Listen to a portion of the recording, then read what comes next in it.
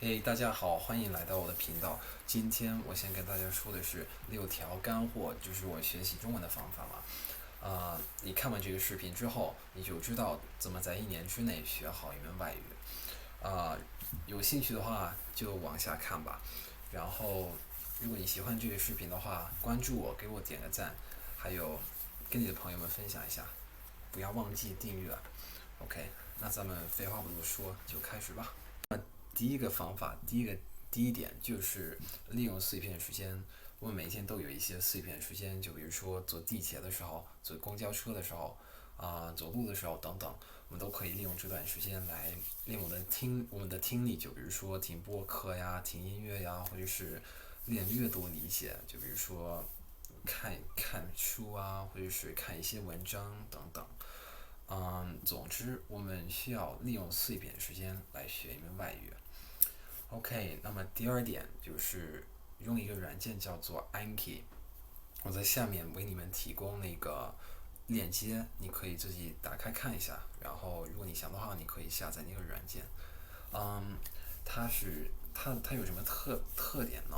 它就是根据一个理论叫做记忆曲线。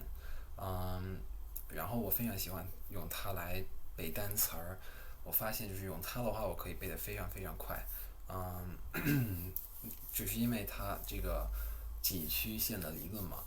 就比如说第一天我学一个单词的时候，我可能要复习几遍，然后第二天也得复习一遍，然后再过几天要复习一遍，然后过了1周要再复习一遍等等，那个时间越来越长了。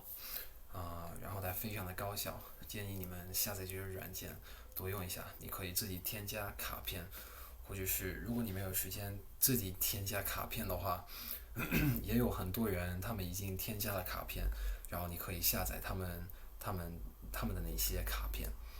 OK，那么第三点就是自言自语。其实我们刚刚讲到的是那个利用碎片时间，对不对？然后我呢，我有碎片时间的时候，我非常喜欢自言自语，因为这样的话可以让我开始做中文思维。就会就比如说我中国朋友们跟我聊天的时候，我不会把那个中文翻译成英文，因为我自言自语就是这么多嘛，所以现在我的脑子已经习惯中文了。而且这也是一个练口语的机会。然后我觉得为了学好一门外语，你一定要多说，所以这是为什么我建议这个方法。4点的话，你要控制自己的环境。我并不是说环境学习一门外语的环境是学习外语的关键，但是我觉得帮助挺大的。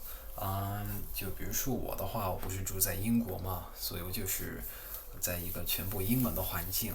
然后为了学好中文，我多花时间看中国的电视剧、中国的电影、听中文歌等等。那么我建议你创造你学的那门外语的环境。而且呢，你可以交几个母语者朋友，经常跟他们出去玩，跟他们聊天。OK，那么第5点的话，你要养成一些学习的习惯。很多人他们放弃的原因就是他们没有动力，然后坚持不下去，所以他们就放弃嘛。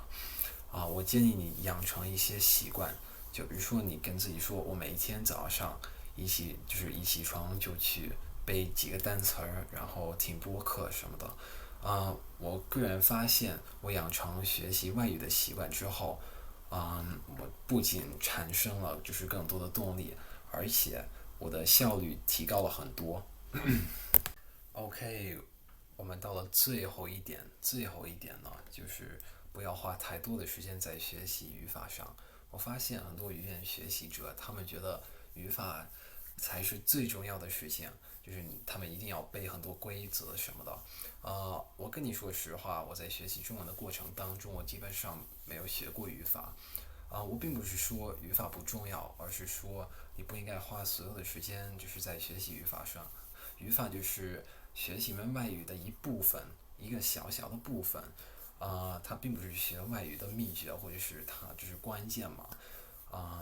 那么我建议你就是少花时间在背什么语法规则、语法什么的，就多花时间聊天儿，就是用你们外语交流什么的。那么今天的视频我们就聊到这儿吧。希望你喜欢这个视频。如果你觉得对你有帮助的话，不要忘记关注我。OK，那咱们下一期再见，拜拜。